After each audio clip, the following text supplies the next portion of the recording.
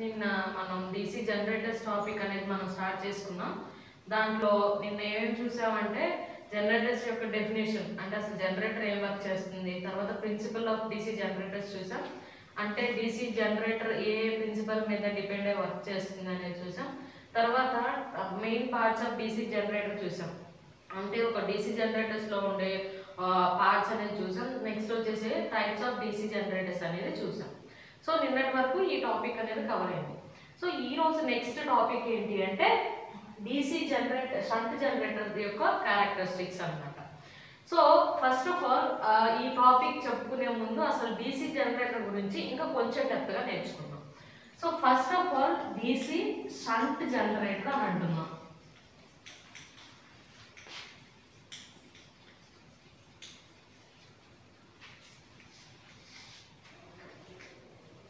Already నిన్న DC shunt generator అంటే ఏంటో చెప్పాను, బట్ ఇంకొకసారి రివైజ్ చేసుకుందాం. జనరేటర్ అంటే ఏం చెప్పానంటే ఇది ఒక machine, it is a machine which converts mechanical energy into electrical energy. అంటే యాంత్రిక శక్తిని ఏదైతే ఎలక్ట్రికల్ ఎనర్జీ అంటే విద్యుత్ శక్తిగా మారుస్తుందో ఆ మెషిన్ ని మనం ఏమంటాం అని చెప్పాను అంటే జనరేటర్ అని చెప్పాం. సో ఇక్కడ మనం ఇంకొకటి మెన్షన్ చేసాం, ఏంటి అంటే DC అనేది మెన్షన్ చేసాం. అంటే ఈ జనరేటర్ లో ఏ ఎలక్ట్రికల్ ఎనర్జీ ఉత్పత్తి అయ్యిద్ది అంటే మనకి DC అంటే డైరెక్ట్ కరెంట్ అనే ఎలక్ట్రికల్ ఎనర్జీ మనకి ఉత్పత్తి అవుతుంది అని చెప్పాం. నెక్స్ట్ దీంట్లో ఉన్న ఇంకొక వర్డ్ ఏంటి అంటే షంట్ అంటున్నాం. షంట్ అంటే అర్థం ఏంటి అంటే నథింగ్ బట్ ప్యారలల్ అని చెప్తున్నాం. షంట్ అంటే అర్థం ఏంటంటే ప్యారలల్ అని చెప్తున్నాం. అంటే నిన్న ఆల్రెడీ నేను చెప్పాను ఏంటి అంటే జనరేటర్లో మనకి మెయిన్గా 2 ఉండే పార్ట్స్ అని చెప్పాను. ఒకటి వచ్చేసి ఆర్మేచర్, అంటే నథింగ్ బట్ కండక్టర్ ఉంటుంది అని చెప్పాను. సెకండ్ వన్ వచ్చేసరికి మనకి ఫీల్డ్ అనేది ఉంటుంది అని చెప్పాను.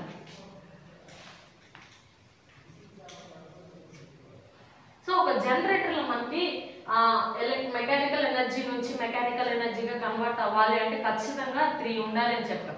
ఆ 3 ఏంటంటే ఫస్ట్ వన్ వచ్చేసరికి కండక్టర్ ఉండాలి. అంటే కండక్టర్ ఇస్ నథింగ్ బట్ దేంట్లో అయితే కరెంట్ ప్రవహిస్తుందో దానికి కండక్టర్ ఉండాలి అని చెప్పాను.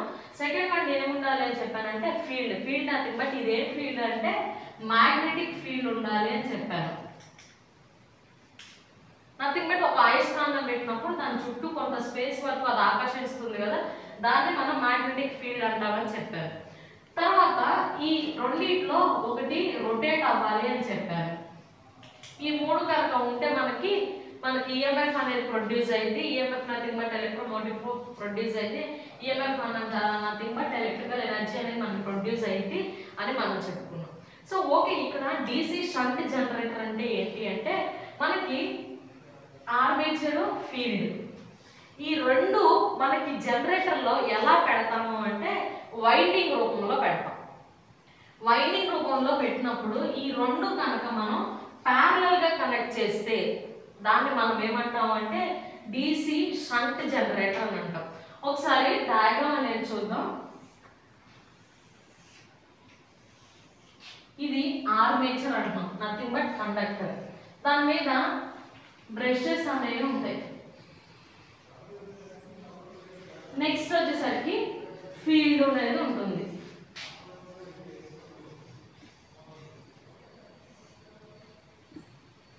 సో మనం డయాగ్రామ్ గీసేటప్పుడు కూడా ఒకటి గుర్తుపెట్టుకోవాలి, ఈ ఆర్మేచర్ ఉన్న స్పేస్ వరకు మాత్రమే మనం ఫీల్డ్ వైండింగ్ అనేది డ్రా చేయాలి. కొంతమంది గీస్తూ ఉంటారు ఈ ఆర్మేచర్ ఒక దగ్గర ఉంటుంది, ఫీల్డ్ ఒక దగ్గర ఉంటుంది, అది సరైన పద్ధతి కాదు. సో మనం ఈ డయాగ్రామ్ డ్రా చేసేటప్పుడు ఒకటి గుర్తుపెట్టుకోవాలి ఏంటి అంటే ఆర్మేచర్ ఎదురుగానే ఫీల్డ్ ఉండాలి అనేది గుర్తుపెట్టుకోవాలి.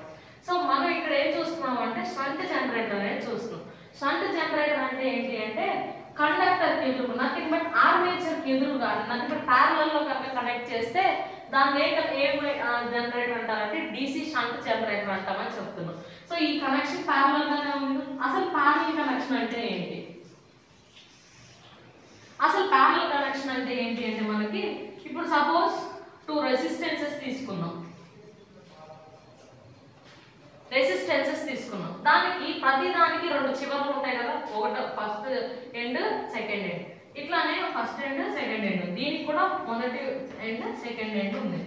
సో మనకి ప్యారలల్ కనెక్షన్ కనెక్షన్ అంటే ఏంటి అంటే ఫస్ట్ ఎండ్స్ అన్ని ఒకవైపు కనెక్ట్ చేస్తాం, సెకండ్ ఎండ్స్ అన్ని ఒకవైపు కనెక్ట్ చేస్తాం, దీన్ని సప్లైకి ఇచ్చేస్తాం. ఇట్లా కనుక కనెక్ట్ చేస్తే దాన్ని ఏ కనెక్షన్ అంటామంటే మనం ప్యారలల్ కనెక్షన్ అని అంటాం. సో ఇక్కడ ఈ ప్రిన్సిపల్ ఇక్కడ వర్క్ అవుతుందో లేదో చూద్దాం. ఇక్కడ ఈ కండక్టర్కి ఇది మొదటి ఎండ్ అనుకున్నాం, ఇది రెండో ఎండ్ అనుకున్నాం. ఈ ఫీల్డ్కి ఇది మొదటి ఎండ్ అనుకున్నాం, ఇది సెకండ్ ఎండ్ అనుకున్నాం. సో ఇక్కడ ఎట్లా కనెక్ట్ చేసాం? రెండు ఫస్ట్ ఎండ్స్ తీసుకొచ్చి ఒక దగ్గర కనెక్ట్ చేసాం, రెండు సెకండ్ ఎండ్స్ తీసుకొచ్చి ఒక దగ్గర కనెక్ట్ చేసాం. సో సేమ్ ప్రిన్సిపల్ ఇక్కడ వర్క్ అవుతుంది కాబట్టి ఇది ఏ కనెక్షన్ అనొచ్చు అంటే ప్యారలల్ కనెక్షన్ అన్నమాట. దీని ఏ కనెక్షన్ అంటామంటే ప్యారలల్ కనెక్షన్. సో ఈ విధంగా కనుక ఫీల్డ్ అండ్ ఆర్మేచర్ మనం ప్యారలల్ లో కనెక్ట్ చేస్తే దాన్ని ఏ జనరేటర్ అంటామంటే DC షంట్ జనరేటర్ అని అంటామని చెప్తారు. సో ఇక్కడ లోడ్ అనేది కనెక్ట్ చేస్తాం.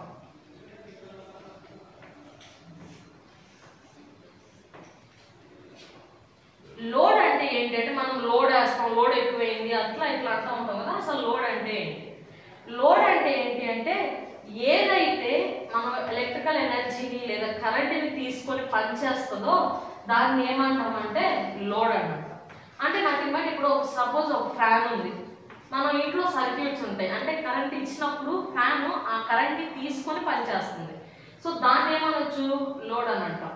లేదా ఒక లైట్ ఉంది, అది కరెంట్ తీసుకొని ఏం చేస్తుంది? పని చేస్తుంది. అంటే కరెంట్ని తీసుకొని ఏదైతే వర్క్ చేస్తుందో దాన్ని మనం ఏమంటామంటే లోడ్ అని అంటాం. సో ఇక్కడ ఎలక్ట్రికల్కి వచ్చేసరికి లోడ్ అంటే ఏంటి అంటే ఏదైతే కరెంట్ని తీసుకొని వర్క్ చేస్తుందో దాన్ని ఎలక్ట్రికల్ సైడ్ లోడ్ అని అంటాం. కొన్ని మెకానికల్ లోడ్స్ కూడా ఉంటాయి. మరి మీరు అనొచ్చు మరి కొన్ని, ఇప్పుడు మోటార్ ఉంది, మోటార్లో బయటికి అది కరెంట్ తీసుకొని మోటార్ పని చేస్తుంది కదా, అది లోడ్ అంటారంటే మోటార్ లోడ్ కాదు. ఇప్పుడు ఫైనల్ దానికి మెకానికల్ లోడ్ ఏంటంటే వాటర్ పైప్ పెడతాం, అంటే దేనికైతే అది యూజ్ అవుతుందో దాన్ని లోడ్ అంటాం. సో ఇక్కడ మనం ఏం చేస్తామంటే ఇక్కడ మనకి ప్రొడ్యూస్ అవుతుంది ఏంటి? ఎలక్ట్రికల్ ఎనర్జీ ప్రొడ్యూస్ అవుతుంది. సో ఎలక్ట్రికల్ ఎనర్జీ తీసుకొని అంటే బయటకు వచ్చే అవుట్పుట్ని తీసుకొని ఏదైతే పనిచేస్తుందో దాన్ని మనం లోడ్ అంటాం. ఇక్కడ మనకి బయటకు వస్తున్న అవుట్పుట్ ఏంటి? ఎలక్ట్రికల్ ఎనర్జీ వస్తుంది, అది బట్ కరెంట్ వస్తుంది. ఆ కరెంట్ని తీసుకొని ఏదైతే పనిచేస్తుందో దాన్ని మనం ఏమంటామంటే లోడ్ అని అంటాం. సో ఇక్కడ లోడ్ అనేది చేస్తాము. సో ఇది ఫుల్ కంప్లీట్ సర్క్యూట్, అంటే DC షంట్ జనరేటర్ యొక్క ఫుల్ కంప్లీట్ సర్క్యూట్. సో నాకు ఇక్కడ నేను ఆల్రెడీ చెప్పాను కండక్టర్లో కరెంట్ ఉత్పత్తి అయ్యింది అని చెప్పాను. అంటే ఇది ఆర్మేచర్ కాబట్టి దీంట్లో ఉత్పత్తి అయిన కరెంట్ని IAతో చూపిస్తున్నా. ఐతోనే ఎందుకు చూపించారంటే కరెంట్ని మనం ఐతో చూపిస్తాం. సో కాబట్టి మనం ఆర్మేచర్ దగ్గర ఉత్పత్తి అయిన కరెంట్ని నేను ఎట్లా చూపిస్తున్నాను అంటే IAతో చూపిస్తున్నాను. సో ఇది ఎట్లా ఫ్లో అయింది? ఇక్కడ ఉత్పత్తి అయింది, ఇట్లా వెళ్తుంది. ఈ కరెంట్ అనేది ఎలక్ట్రాన్స్ యొక్క ప్రవాహమే కదా, సో అంటే ప్రవహిస్తూ ఉంటుంది. సో ఇప్పుడు మనకి కరెంట్ ప్రవహిస్తుంది లేదా చిన్న ఎగ్జాంపుల్ ఏంటి? ఫ్యాన్ తిరుగుతుంది, స్విచ్ బోర్డ్ దగ్గర మనకి సప్లై ఉంటుంది, ఫ్యాన్ తిరుగుతుంది. మరి అక్కడ నుంచి ఇక్కడ ఫ్యాన్ దగ్గరికి కరెంట్ ప్రవహిస్తేనే కదా మనకి ఫ్యాన్ తిరిగేది. సో కాబట్టి కరెంట్ అనేది ఇట్లా ప్రవహిస్తూ ఉంది. ఇక్కడ దాకా IAనే వస్తుంది, ఇక్కడ నుంచి IA వస్తుంది, ఇక్కడ దాకా IAనే వస్తుంది. ఇక్కడ ఒక పాయింట్ ఉంది, దీన్ని ఏమంటాము అంటే మనం నోడ్ అన్నట. నోడ్ అంటే అర్థం ఏంటి అంటే రెండు అంతకన్నా ఎక్కువ జాయింట్స్ కనుక ఉంటే దాన్ని నోడ్ అన్నట. నథింగ్ బట్ ఒక చిన్న లాజిక్ ఏంటి అంటే ప్యారలల్ కనెక్షన్లో కరెంట్ ఎప్పుడు డివైడ్ అయ్యింది. ప్యారలల్ కనెక్షన్లో కరెంట్ ఎప్పుడు డివైడ్ అయ్యింది, వోల్టేజ్ అనేది సేమ్గా ఉంటుంది. ప్యారలల్లో ఇది మోస్ట్ ఇంపార్టెంట్, చాలా మనకి ఇంపార్టెంట్ పాయింట్ ఏంటి అంటే ప్యారలల్ కనెక్షన్లో వోల్టేజ్ అనేది సేమ్గా ఉంటుంది, కరెంట్ అనేది డివైడ్ అయ్యింది. అదే సిరీస్ కనెక్షన్స్ చూస్తాం. సిరీస్ కనెక్షన్లో కరెంట్ అనేది డివైడ్ అయ్యింది, వోల్టేజ్ అనేది కరెంట్ అనేది సేమ్ ఉంటుంది, వోల్టేజ్ అనేది డివైడ్ అయ్యింది. దీనికి ఆపోజిట్ అన్నమాట ప్యారలల్ కనెక్షన్. మనం సపోజ్ సింపుల్ ఎగ్జాంపుల్ చూద్దాం. ఎల్ఈడి లైట్స్ తీసుకుంటాం. ఇప్పుడు ఎల్ఈడి స్ట్రిప్స్ వస్తున్నాయి కదా, ఎల్ఈడి లైట్స్ లో ఏం చేస్తారంటే ఆ ఎల్ఈడీస్ అన్ని కూడా ప్యారలల్ కనెక్షన్ చేసేస్తారు. ప్యారలల్ కనెక్షన్ చేస్తే దానికి ఏంటి, వోల్టేజ్ అనేది దాంట్లో సేమ్ గా ఉంటుంది. అంటే ఫస్ట్ ఎల్ఈడికి ఎంత అయితే వోల్టేజ్ అవుతుందో 10th ఎల్ఈడి కూడా లేదా 100 ఎల్ఈడి కూడా అదే వోల్టేజ్ సప్లై అయింది. అదే కనుక మనం సిరీస్ కనెక్షన్ లో చేస్తే కనుక కరెంట్ అనేది సేమ్ గా ఉంటుంది, వోల్టేజ్ డివైడ్ అయింది. ఇంతకుముందు పాతకాలంలో మనకి లైట్లు ఉండేవి, ఆ లైట్లోని సిరీస్ కనెక్షన్, సిరీస్ దాంట్లోనే వాళ్ళు. సో ఆ సిరీస్ కనెక్షన్ లో మనం ఇవి కనెక్షన్ కనుక చేస్తే సపోజ్ ఒక లైట్ పోయింది అనుకోండి, మనకి ఏమైపోయింది, లైట్లన్నీ ఆగిపోయాయి కదా. ఎందుకు ఆగిపోతాయి అంటే కరెంట్ అనేది సేమ్ ఉంటుంది. అంటే కరెంట్ ఇక్కడ నుంచి ఇక్కడ ఓపెన్ అయిపోయింది కాబట్టి కరెంట్ వెళ్ళదు. సో కాబట్టి మనం ఈ ప్యారలల్ కనెక్షన్ సిరీస్ కనెక్షన్ లో ఒకటి గుర్తుపెట్టుకోవాలి, ప్యారలల్ కనెక్షన్ లో వోల్టేజ్ సేమ్ గా ఉంటుంది, కరెంట్ డివైడ్ అయ్యింది. సో ఇది నెక్స్ట్ సిరీస్ జనరేటర్ చూసినప్పుడు చూద్దాం, ఇది గుర్తుపెట్టుకోండి. సో ప్యారలల్ అని అంటున్నాం, ప్యారలల్ లో వోల్టేజ్ సేమ్ గా ఉంటుంది, కరెంట్ డివైడ్ అవుతుంది అంటున్నాం. సేమ్ టాపిక్ ఇక్కడ అప్లై అయింది. ఇక్కడ మనకి జనరేటర్ అంటే ఏం చెప్పుకున్నాం, మెకానికల్ ఎనర్జీ నుంచి ఎలక్ట్రికల్ ఎనర్జీగా కన్వర్ట్ అయితే చెప్తున్నాం. ఇక్కడ ఈఎంఎఫ్ జనరేట్ అయితే ఏం చెప్తున్నాము, ఈఎంఎఫ్ నథింగ్ బట్ వోల్టేజ్ అంటున్నాం. సో ఈ వోల్టేజ్ ఇక్కడ ఎంత ఉందో ఇక్కడ అంతే ఉంటుంది, సో లోడ్ దగ్గర అంతే ఉంటుంది. కానీ కరెంట్ అనేది ఏమైందంటే డివైడ్ అయింది అంటున్నాం. సో ఈ కరెంట్ వచ్చేసరికి ఐఏ వస్తుంది. ఈ వచ్చిన ఇప్పుడు ఈ 2 ఆంపియర్లు ప్రొడ్యూస్ అయింది అనుకున్నాం, వచ్చింది అనుకున్నాం. ఇక్కడ 2 ఆంపియర్లు ఉంది, ఈ 2 ఆంపియర్లు ఈ రెండు పంచుకుంటాయి. ఈ 2 ఆంపియర్స్ ఇటు కొంత వెళ్తుంది, ఇటు కొంత వెళ్తుంది. మరి మీరు అనొచ్చు, మనం ఒక జనరేటర్ నేను 2 ఆంపియర్స్ ప్రొడ్యూస్ చేయడానికి నేను కొనుక్కున్నాను, మరి సగం ఫీల్డ్కి వెళ్ళిపోతే ఇంకా నా లోడ్ ఏం పని చేసిద్ది అనుకోవచ్చు. కానీ ఫీల్డ్ ఎంత తీసుకుంటుంది అంటే 0.05 to 0.25% మాత్రమే తీసుకోవడానికి ఛాన్స్ ఉంది. అసలు ఇది ఎందుకు తీసుకుంటుంది అని నేను చెప్పుకున్నాను. ఎందుకు తీసుకుంటుంది అంటే అది ఎలక్ట్రోమాగ్నెట్ అని చెప్పాం. ఎలక్ట్రోమాగ్నెట్ అంటే ఏంటి, అది కరెంట్ ఉన్నప్పుడు మాత్రమే మ్యాగ్నెట్ లాగా పనిచేసిద్ది, అందుకని దానికి కరెంట్ సప్లై కావాలి అని చెప్పాం. సో ఈ కరెంట్ ఈ 0.25లో ఈ 2 ఆంపియర్స్ లో అంటే సపోజ్ 1 ఆంపియర్ కనుక మనకి లోపల ఉత్పత్తి అయితే 0.25 ఆంపియర్స్ లేదా ఇంకా అంతకన్నా తక్కువే ఈ ఫీల్డ్ కి ఉపయోగపడింది, మిగిలినంతా మనకి లోడ్ కు ఉపయోగపడింది. సో కాబట్టి దీన్ని ఏమంటామంటే డీసీ షంట్ జనరేటర్ అని అంటాం. డీసీ షంట్ జనరేటర్ లో ఏం చేస్తాము అంటే ఈ సిరీస్ వైండింగ్ ని తర్వాత ఆర్మేచర్ ని అండ్ ఫీల్డ్ వైండింగ్ ని మనం ఎట్లా కనెక్ట్ చేస్తాము అంటే ప్యారలల్ లో కనెక్ట్ చేస్తాం. ప్యారలల్ లో మనం గుర్తుపెట్టుకోవాల్సిన విషయం ఏంటి అంటే ఒకటి వోల్టేజ్ అనేది సేమ్ గా ఉంటుంది, కరెంట్ అనేది డివైడ్ అవుతుంది అని చెప్తున్నాం. సో ఈ ఐఏ అంటే ఈ ఉత్పత్తి అయిన ఆర్మేచర్ దగ్గర ఎంతైతే కరెంట్ ఉత్పత్తి అవుతుందో అది ఏం చేస్తుందంటే కొంతేమో ఫీల్డ్ వైండింగ్ కి వెళ్తుంది, కొంతేమో లోడ్ కి వెళ్తుంది. సో ఎక్కువ అదేంటి లోడ్ కి మరి సరిపోతుందా కరెంట్ అంటే ఫీల్డ్ వైండింగ్ చాలా నెగ్లిజిబుల్ అమౌంట్ ఆఫ్ కరెంట్ నే తీసుకుంటుంది. అసలు కరెంట్ ఎందుకు తీసుకుంటుంది అంటే ఓన్లీ ఎక్సైటేషన్ కోసం. నేను ఆల్రెడీ డిస్కస్ చేస్తున్నాం. ఎక్సైటేషన్ అంటే ఏంటంటే అది మ్యాగ్నెట్ ఫీల్డ్ లో వర్క్ చేయడానికి మాత్రమే కొంత అమౌంట్ ఆఫ్ కరెంట్ మనకి ఉపయోగపడుతుంది, కాబట్టి ఆ కరెంట్ ని మనం తీసుకుంటున్నాం అని చెప్తున్నాం. ఓకే, ఇక్కడ వరకు అసలు డీసీ షంట్ జనరేటర్ అంటే ఏంటో చూసాం. ఇక్కడ ఒక ఫార్ములా రాస్తున్నాను నేను, IA is equal to ISH plus IL అని అంటున్నా. IA is equal to ISH plus IL అని అంటున్నా. అంటే IA అంటే ఏంటి అంటే ఆర్మేచర్ కరెంట్ అని అంటున్నాను. ఏమంటున్నాను, IA అంటే ఆర్మేచర్ కరెంట్. అంటే ఆర్మేచర్ లో ఎంతైతే కరెంట్ ఉత్పత్తి అయిందో ఆ కరెంట్ ని IA అని అంటున్నాను. నెక్స్ట్ ISH అని అంటున్నాను. ISH అంటే నథింగ్ బట్ ఏంటి అంటే షంట్ ఫీల్డ్ కరెంట్ అని అంటున్నాను. షంట్ ఫీల్డ్ అంటే షంట్ ఫీల్డే కదా. సో షంట్ ఫీల్డ్ లో ఉత్పత్తి అయిన కరెంట్ అంటున్నాను. ఐఎల్ అంటే ఏంటి అంటే లోడ్ కరెంట్ అని అంటున్నాను. ఏమంటున్నాను? లోడ్ కరెంట్ అని అంటున్నాను. అంటే ఈ సపోజ్ 2 ఆంపియర్స్ మనకి ఆర్మేచర్ కరెంట్ ఉత్పత్తి అయితే ఈ 2 ఆంపియర్సేగా ఇక్కడ మీరు షంట్ కానీ లోడ్ కానీ వెళ్ళేది, ఇంకెక్కువ ఏమీ వెళ్ళదు కదా. సో ఈ 2 ఆంపియర్స్ ని అది డివైడ్ చేసుకోవాలి. సపోజ్ 1 ఆంపియర్ ప్రొడ్యూస్ అయింది అనుకోండి, 1 ఆంపియర్ డివైడ్ అయింది, ఇది కొంచెం తీసుకుంటుంది, ఇది కొంచెం తీసుకుంటుంది. సో ఎంతైతే మనకి ఉత్పత్తి అవుతుందో దాన్ని ఈ 2 డివైడ్ చేసుకుంటాయి తప్ప వేరొక కరెంట్ మనకి ఈ షంట్ జనరేటర్ లో రాదు. సో కాబట్టి ఈ ఫార్ములా మనం షంట్ జనరేటర్ లో యూజ్ చేస్తాం. ఏంటి అంటే IA = ISH + IL అని అంటాం. ఈ ఉత్పత్తి అంటే ఆర్మేచర్ లో ఉత్పత్తి అయిన కరెంట్ దేని యొక్క సమ్ అంటున్నాము అంటే షంట్ ఫీల్డ్ యొక్క కరెంట్ ప్లస్ లోడ్ యొక్క కరెంట్ అని అంటాం.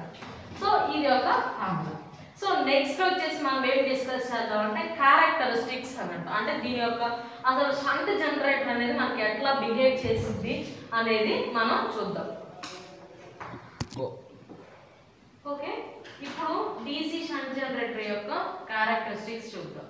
ఈ క్యారెక్టరిస్టిక్స్ ని మనం ఎన్ని రకాలుగా మాట్లాడవచ్చు అంటే కనుక 3 టైప్స్ గా మాట్లాడవచ్చు. దాన్ని ఏమంటాం అంటే ఫస్ట్ వన్ వచ్చేసి ఓపెన్ సర్క్యూట్ క్యారెక్టరిస్టిక్స్ అని అంటాం. సెకండ్ వన్ వచ్చేసరికి ఇంటర్నల్ క్యారెక్టరిస్టిక్స్ అంటాం. నెక్స్ట్ వచ్చేసరికి ఎక్స్టర్నల్ క్యారెక్టరిస్టిక్స్ అని అంటాం. సో అసలు ఓపెన్ సర్క్యూట్ క్యారెక్టరిస్టిక్స్ అంటే ఏంటి, ఇంటర్నల్ క్యారెక్టరిస్టిక్స్ అంటే ఏంటి, ఎక్స్టర్నల్ క్యారెక్టరిస్టిక్స్ అంటే ఏంటో చూద్దాం. సో ఇక్కడ ఏమంటున్నాడు అంటే ఓపెన్ సర్క్యూట్ క్యారెక్టరిస్టిక్స్ అంటాడు. ఓపెన్ సర్క్యూట్ అంటాడు అంటే మన యొక్క సర్క్యూట్ ని ఏం చేయమంటున్నాడు అంటే ఫస్ట్ ఓపెన్ చేయమంటున్నాడు. ఓపెన్ నథింగ్ బట్ ఏదో ఒకటి లేకుండా చూడు. ఇప్పుడు మనకి సర్క్యూట్ లో అసలు మెయిన్ గా ఏమేమి ఉన్నాయి, కండక్టర్ ఉంది, ఫీల్డ్ ఉంది, ఇంకొకటి లోడ్ ఉంటుంది. ఈ 3 కనుక ఉంటే దాన్ని మనం ఫుల్ సర్క్యూట్ కంప్లీట్ అయింది అని చెప్పుకుంటున్నాం. ఇక్కడ ఏం చేయమంటున్నాడు అంటే ఓపెన్ సర్క్యూట్ చేయమంటున్నాడు. అంటే ఈ మూడిట్లో ఏదో దాన్ని ఓపెన్ చేయమంటున్నాడు. కండక్టర్ ని తీసేయలేము, ఫీల్డ్ ని తీసేయలేము, ఎందుకంటే ఆ 2 ఉంటేనే మనకి అసలు ఈఎంఎఫ్ అనేది జనరేట్ అయింది. సో ఇక్కడ నేను ఏం చేస్తా ఉన్నానంటే లోడ్ ని తీసేస్తున్నాను.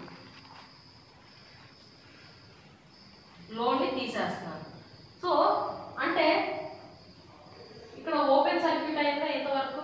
మళ్ళీ మీరు అనొచ్చు ఓపెన్ సర్క్యూట్ లో ఇంత లైట్లు తీసారు కదా, ఒక బల్బు పోతే మిగిలిన దానికి కరెంట్ వెళ్ళదు, అక్కడ ఓపెన్ అయింది, ఓపెన్ సర్క్యూట్ లో కరెంట్ ప్రవహించదు కదా అనొచ్చు. కానీ సర్క్యూట్ ఇక్కడ ఓపెన్ అయింది, ఇక్కడ క్లోజ్ అయిపోయింది కదా, ఇక్కడ లోపల ఏమైనా ఓపెన్ లేదు కదా. సో ఈ సర్క్యూట్ అనేది క్లోజ్ అయిపోయింది, ఈ సర్క్యూట్ మాత్రమే ఓపెన్ చేసాం, అంటే టోటల్ సర్క్యూట్ ని కొంత ఓపెన్ చేసాం. సో ఇప్పుడు దీనికి నేను క్యారెక్టరిస్టిక్స్ తీసుకుంటున్నాను. దేనికి తీస్తున్నాను అంటే ఈఎంఎఫ్ జనరేటెడ్ కేను ఫీల్డ్ కరెంట్ కి తీస్తున్నాను.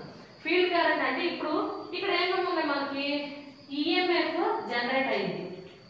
ఎందుకు జనరేట్ అయింది? కండక్టర్ ఉంది అండ్ నెక్స్ట్ ఫీల్డ్ ఉంది, ఈ రెండింటిలో కండక్టర్ అనేది మూవ్మెంట్ అవుతుంది. సో కాబట్టి ఈఎంఎఫ్ అనేది జనరేట్ అవుతుంది. నెక్స్ట్ ఈఎంఎఫ్ జనరేట్ అవుతుంది అది బట్ కరెంట్ వస్తుంది కదా, ఆర్మేచర్ కరెంట్ అనేది వస్తుంది. ఈ కరెంట్ వచ్చినప్పుడు ఈ కరెంట్ అనేది ఎక్కడికి వస్తుంది? ఫీల్డ్ కి కరెంట్ వెళ్తుంది కాబట్టి సో ఫీల్డ్ కరెంట్ ఉంది. సో ఈ రెండింటి మధ్య నేను గ్రాఫ్ డ్రా చేశాను. వేటికి అంటే ఈఎంఎఫ్ జనరేటెడ్ అంటే మనకు ఆ జనరేటర్ ఎంత ఈఎంఎఫ్ అనేది ఉత్పత్తి చేసింది దానికి ప్లస్ ఫీల్డ్ కరెంట్ కి నేను క్యారెక్టరిస్టిక్స్ అనేది నాకు కూడా ఒక గ్రాఫ్ అనేది డ్రా చేశాను. సో ఈ కరెంట్ ని వేరీ చేస్తా ఉన్నప్పుడు నాకు ఏమవుతుందంటే వోల్టేజ్ యాక్చువల్గా మనం గ్రాఫ్ లో ఏం చూస్తామంటే ఒక గ్రాఫ్ తీసుకుంటే మనకి గ్రాఫ్ 0 దగ్గర నుంచి స్టార్ట్ అవుతుందా, ఏ గ్రాఫ్ అయినా జనరల్ గా 0 నుంచి 1 2 అట్లా స్టార్ట్ అవుతా ఉంటుంది. కానీ మనకి ఇక్కడ 0 దగ్గర స్టార్ట్ అవ్వలేదు, ఈ గ్యాప్ దగ్గర నుంచి మనకి స్టార్ట్ అయింది. ఈ గ్యాప్ ఏంటి అంటే మనకి రెసిడ్యుయల్ మ్యాగ్నెటిజం అనేది అంటారు. మ్యాగ్నెటైజేషన్ ఆర్ రెసిడ్యుయల్ మ్యాగ్నెటిజం అని అంటారు. ఓకే, సో ఈ ఈ రెసిడ్యువల్ మ్యాగ్నెటిజం అంటే ఆల్రెడీ నిన్న డిస్కస్ చేసుకున్నాం. రెసిడ్యువల్ మ్యాగ్నెటిజం అంటే ఏంటంటే ఆల్రెడీ ఫీల్డ్ కొంత మ్యాగ్నెటిజం కలిగి ఉంటుంది అని చెప్పాం కదా. సో ఆ కొంత ఏదైతే ఫీల్డ్ మనకి మ్యాగ్నెటిజాన్ని కలిగి ఉందో అదే ఇక్కడ ఉంటుంది. సో ఇక్కడ నుంచి వోల్టేజ్ బిల్డప్ అవడం అనేది స్టార్ట్ చేసింది. స్టార్ట్ చేసి కొంత దగ్గరికి వెళ్ళిపోగానే సాచురేట్ అయిపోయింది. సో ఇది DC జనరేటర్ యొక్క ఓపెన్ సర్క్యూట్ క్యారెక్టరిస్టిక్స్ అంట. దేనికి మధ్య గీస్తామంటే ఫీల్డ్ వైండింగ్ కి అండ్ నెక్స్ట్ EMF జనరేటర్ కి గీస్తాము. ఈ గ్యాప్ ఎందుకు వచ్చింది, 0 దగ్గర ఎందుకు స్టార్ట్ అవ్వలేదు అంటే బికాస్ ఆఫ్ రెసిడ్యువల్ మ్యాగ్నెటిజం అని అంటున్నాం. కొంత పాయింట్ తర్వాత సాచురేషన్ అయిపోయింది. ఎందుకు అయింది అంటే ఫీల్డ్ కొంత కరెంట్ తీసుకొని మ్యాగ్నెట్ లా పనిచేసింది, కొంత కరెంట్ తీసుకొని మ్యాగ్నెట్ లా పెరుగుతూ ఫీల్డ్ అంటే ఇప్పుడు సపోజ్ కొంత తీసుకొని ఫీల్డ్ యొక్క ఎక్సైటేషన్ పెంచుకుంటూ ఒక స్టేజ్ దగ్గరికి వెళ్ళేసరికి సాచురేట్ అయిపోయింది. ఇంకా అంతకు మించి మ్యాగ్నెట్ అనేది వర్క్ చేయదు. ఇప్పుడు ఒక మ్యాగ్నెట్ సపోజ్ ఒక చిన్న మ్యాగ్నెట్ అనుకోండి, ఇంత ప్లేస్ వరకు అట్రాక్ట్ చేయగలదు. కొంచెం పెద్ద మ్యాగ్నెట్ అనుకోండి, ఇంకొంచెం ప్లేస్ వరకు మ్యాగ్నెట్ లా వర్క్ చేయగలదు. అంతేగాని ఇంత మ్యాగ్నెట్ పెట్టాము నాకు ఎక్కువ డిస్టెన్స్ వరకు ఆకర్షించాలంటే ఆకర్షించలేదు కదా. సో సేమ్ కాన్సెప్ట్ మ్యాగ్నెటైజేషన్ కొంతవరకు రాగానే మనకి సాచురేట్ అయిపోతుంది, అంటే కాన్స్టెంట్ అయిపోతుంది. దీన్ని మనం ఏమంటామంటే ఓపెన్ సర్క్యూట్ క్యారెక్టరిస్టిక్స్ అని అంటాం. నెక్స్ట్ వచ్చేసరికి నేనేం చేస్తున్నానంటే క్లోజ్డ్ సర్క్యూట్ చేస్తున్నాను. అంటే నథింగ్ బట్ ఇక్కడ ఏం చేస్తా ఉన్నానంటే నేను లోడ్ని యాడ్ చేస్తా ఉన్నాను. సో ఇప్పుడు నేను దేనికి గీస్తున్నానంటే క్యారెక్టరిస్టిక్స్ టర్మినల్ వోల్టేజ్ కి లోడ్ కరెంట్ కి అండ్ నెక్స్ట్ జనరేటెడ్ వోల్టేజ్ కి లోడ్ కరెంట్ కి అని అంటారు. అసలు టర్మినల్ వోల్టేజ్ జనరేటెడ్ వోల్టేజ్ అంటే మనం చెప్పుకోవచ్చు. టర్మినల్ వోల్టేజ్ అంటే జనరేటెడ్ వోల్టేజ్ అంటే ఏంటంటే ఇక్కడ ఎంతైతే వోల్టేజ్ జనరేట్ అవుతుందో ఉత్పత్తి అవుతుందో దాన్నే మనం జనరేటెడ్ వోల్టేజ్ అని అంటాం. నెక్స్ట్ టర్మినల్ వోల్టేజ్ అంటాం. టర్మినల్ వోల్టేజ్ అంటే అర్థం ఏంటంటే ఇప్పుడు ఇక్కడ వోల్టేజ్ ప్రొడ్యూస్ అయింది, ఇక్కడ నుంచి దీనికి రావాలి కదా, మధ్యలో కొన్ని లాసెస్ అయ్యి జరుగుతూ ఉంటాయి కదా. సో ఫైనల్ అవుట్పుట్ మనకు సపోజ్ 100 volts ప్రొడ్యూస్ అయింది అనుకోండి, ఖచ్చితంగా 100 volts మనకు బయటకు వస్తుందా, రాదు కదా. మధ్యలో లాసెస్ అనేవి ఉంటాయి, ఎంతో కొంత డ్రాప్ అనేది జరుగుతూ ఉంటుంది. సపోజ్ ఒక 90 volts వచ్చింది లేదా ఒక 80 volts వచ్చింది, ఆ 20 volts అనేది జనరేట్ అయిన లాసే కదా. సో ఎంత వోల్టేజ్ అయితే లోడ్ దగ్గర ఉంటుందో దాన్ని మనం ఏమంటాము అంటే టర్మినల్ వోల్టేజ్ అని అంటాం. సో టర్మినల్ వోల్టేజ్ కి లోడ్ కరెంట్ కి కనుక మనం గ్రాఫ్ గీస్తే దాన్ని ఎక్స్టర్నల్ క్యారెక్టరిస్టిక్స్ అని అంటాం. అదే జనరేటెడ్ వోల్టేజ్ కి లోడ్ కరెంట్ కనుక గీస్తే దాన్ని ఇంటర్నల్ క్యారెక్టరిస్టిక్స్ అని అంటాం. సో అది యాక్చువల్ ఉండాల్సింది ఇట్లా ఉండాలి, ఏం లాసెస్ లేకపోతే ఇట్లా స్ట్రైట్ గా ఉంటుంది. ఈ కరెంట్ పెరిగినప్పుడల్లా టర్మినల్ వోల్టేజ్ జనరేటెడ్ వోల్టేజ్ పెరుగుతూ ఉంటుంది. కానీ మనకి ఇక్కడ గ్రాఫ్ అనేది డౌన్ అయింది. యాక్చువల్ ఇక్కడ ఉండాల్సింది ఇక్కడికి డౌన్ అయింది. ఏది ఇంటర్నల్ క్యారెక్టరిస్టిక్స్ అంటే జనరేటెడ్ వోల్టేజ్ కి లోడ్ కరెంట్ కి కొంచెం గ్యాప్ వచ్చింది. ఎందుకంటే బికాస్ ఆఫ్ లాసెస్. మనకి లాసెస్ ఉంటాయి, మెయిన్ గా ఆర్మేచర్ రియాక్షన్ అని చెప్తాం, అది నెక్స్ట్ క్లాస్ లో డిస్కస్ చేద్దాం. సో నెక్స్ట్ ఇంకా ఎక్స్టర్నల్ క్యారెక్టరిస్టిక్స్ వచ్చేసరికి అసలు అంటే లోడ్ దగ్గరకు వచ్చేసరికి ఇంకా చాలా గ్యాప్ వచ్చేసింది. సో ఇది ఎందుకు వోల్టేజ్ ఇక్కడ ఉండాల్సింది అంటే 100 ఉండాల్సింది మనకి 90, 80 ఎందుకు వస్తుంది అంటే బికాస్ ఆఫ్ లాసెస్. సో దీన్ని మనం ఏమంటాము అంటే external characteristics and internal characteristics అని అనుకుంటాం. సో ఇది షంట్ జనరేటర్ మనం ఎక్కడ యూజ్ చేస్తాము అంటే మనకి ఎక్కువ పవర్ సప్లైస్ దగ్గర, బ్యాటరీస్ ఛార్జింగ్ చేసుకునే దగ్గర ఉపయోగిస్తాం. ఎందుకు అంటే మాక్సిమం కాన్స్టెంట్ వోల్టేజ్ కొంచెం మెయింటైన్ అవుతూ ఉంటుంది మిగతా వాటితో పోలిస్తే. సిరీస్ జనరేటర్స్ కానీ కాంపౌండ్ జనరేటర్స్లో కానీ పోలిస్తే మనకి కొంచెం కాన్స్టెంట్ వోల్టేజ్ అనేది మనకి దాంట్లో కనిపిస్తూ ఉంటుంది. కాబట్టి ఇది పవర్ సప్లైస్ దగ్గర కానీ లేదా ఛార్జింగ్ అప్లికేషన్స్ దగ్గర కానీ మనం దీన్ని యూజ్ చేస్తాం. సో ఈ రోజు ఇంతవరకు షంట్ జనరేటర్ యొక్క అసలు షంట్ జనరేటర్ యొక్క డీప్ గా దాని యొక్క ఇంటర్నల్ పార్ట్స్ చూసాం అండ్ నెక్స్ట్ క్యారెక్టరిస్టిక్స్ చూసాం. నెక్స్ట్ క్లాస్ లో series generator and compound generator యొక్క క్యారెక్టరిస్టిక్స్ చూద్దాం. Thank you.